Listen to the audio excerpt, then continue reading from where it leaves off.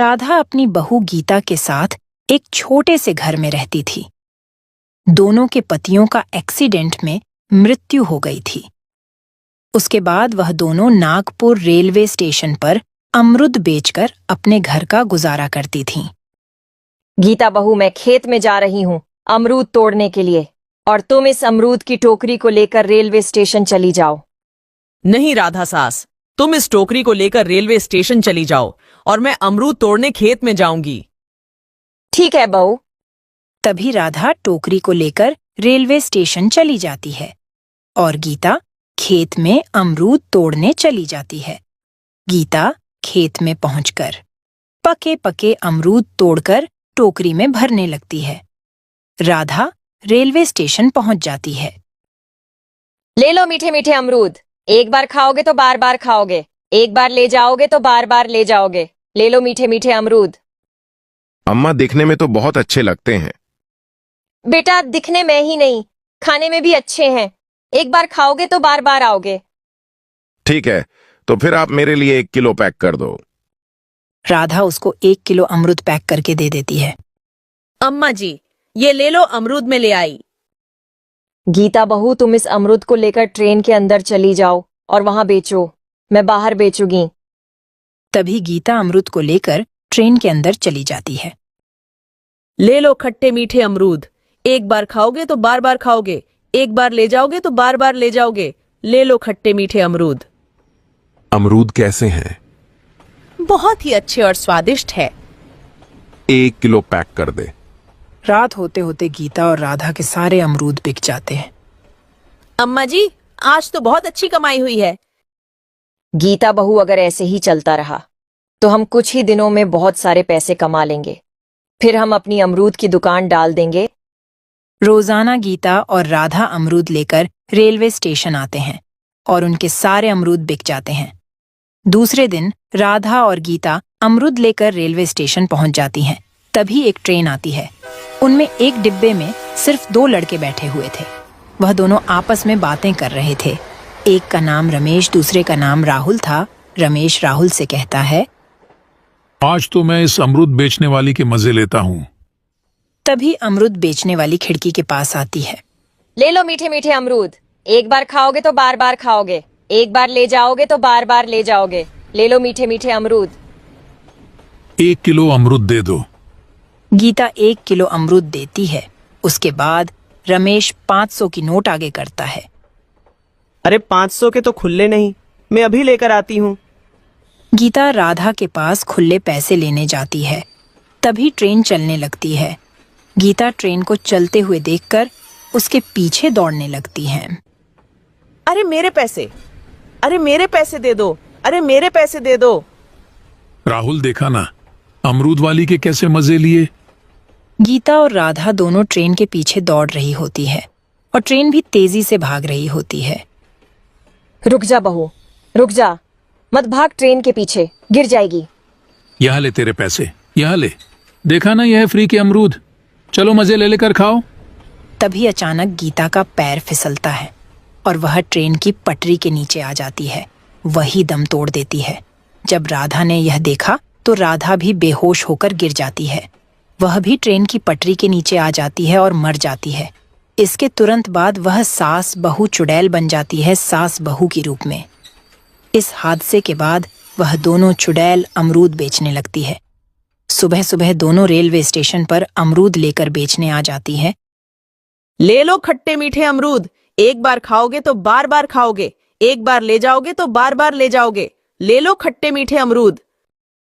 बहन, अमरूद कितने के हैं? 50 रुपये किलो। 5 किलो अमरूद दे दो। चुड़ैल जल्दी से 5 किलो अमरूद दे देती हैं। तभी दूसरी ट्रेन आती है। फिर दोनों चुड़ैल ट्रेन के बाहर खड़े होकर आवाज लगाती है। ले लो खट्टे मीठे अमरूद, एक बार खाओगे तो बार बार खाओगे, एक बार ले जाओगे तो बार बार ले जाओगे। ले लो खट्टे मीठे अमरूद। तभी एक लड़का बोलता है, अरे बहन, अमरूद कितने के हैं? 50 रुपये किलो। 1 किलो दे दो। चुड़ैल 1 किलो अमरूद देती है। वह लड़का अपने जेब से 500 की नोट निकालता है और चुड़ैल को देने लगता है। तभी चुड़ैल कहती है, मैं खुले पैसे लेकर आती हूँ। खुले पैसे लेने के लिए चुड़ैल दुकान पर जाती है। तभी ट्रेन चलने लगती है, तो चुड़ैल उड़कर उसे ट्रेन के डिब्बे में चली जाती है और उस आदमी को गले से पकड़ती है, फिर गला काट देती है और उनके पास से पैसे भी ले लेती है। जो लोग भी पैसे नहीं देते, उनके साथ चुड़ैल ऐसा ही करती है। नागपुर रेलवे स्टेशन की यह बात हर जगह मशहूर हो जाती है। जो आदमी अमरूद के पैसे नहीं देता है, उसका सर चुड़ैल काट देती है। एक मर्तबा एक आदमी यही बात अपनी बीवी से कहता है, तो यह बात उसकी बीवी नहीं मानती।